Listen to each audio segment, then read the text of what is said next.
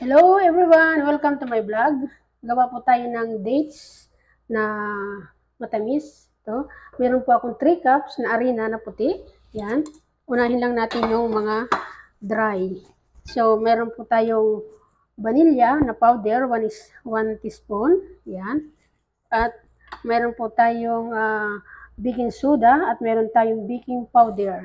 Yan. Unahin lang natin ang mga dry at ating halo-haloin. Ganyan po. At isunod po natin ang sugar. 1 cup of sugar. Yan po. Yan, i-mix lang natin ang i-mix. Isunod po natin ang 1/4 of oil. Mix pa rin ang mix. Isunod po natin ang 3 egg. 3 itlog. Ang itlog. Yan, mix lang ng mix.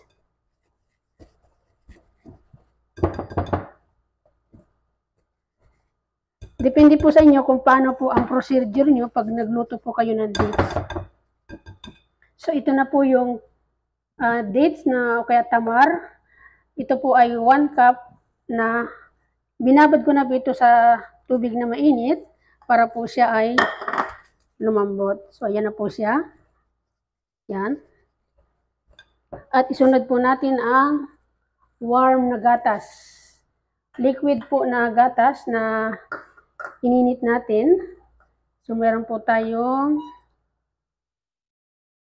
2 cups. 1, 2. Yan.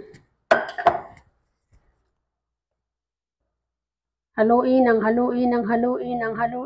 Yan. So, ito na po siya. Haluin lang natin ang haluin. Ay!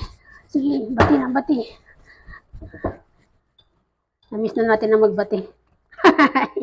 Jokes lang. Jokes. Yan. Yan na po siya. Binati natin ang binati.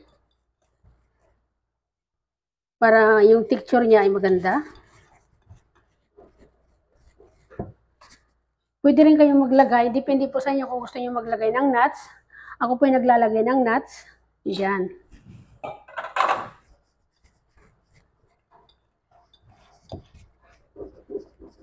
So, yan na po siya. Bati lang ng bati. I-mix lang natin yan. Ganyan. Yan.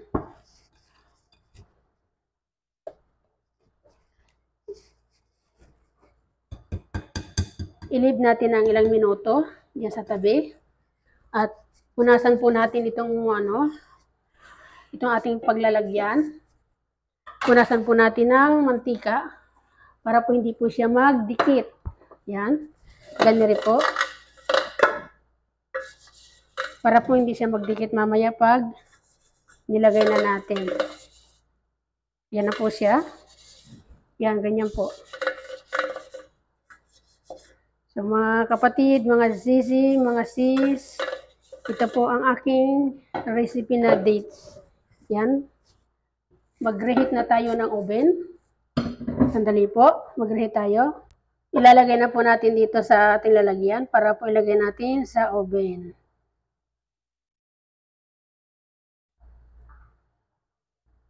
Ayusin lang natin para maging pantay. Yan.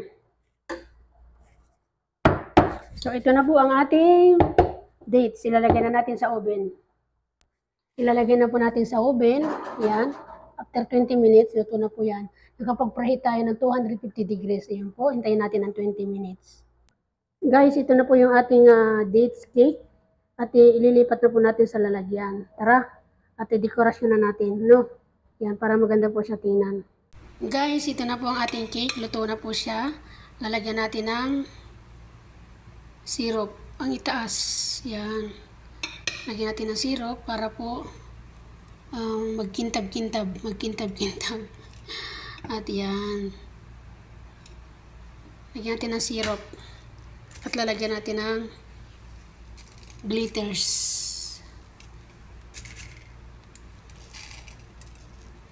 Yan. Okay na ba guys?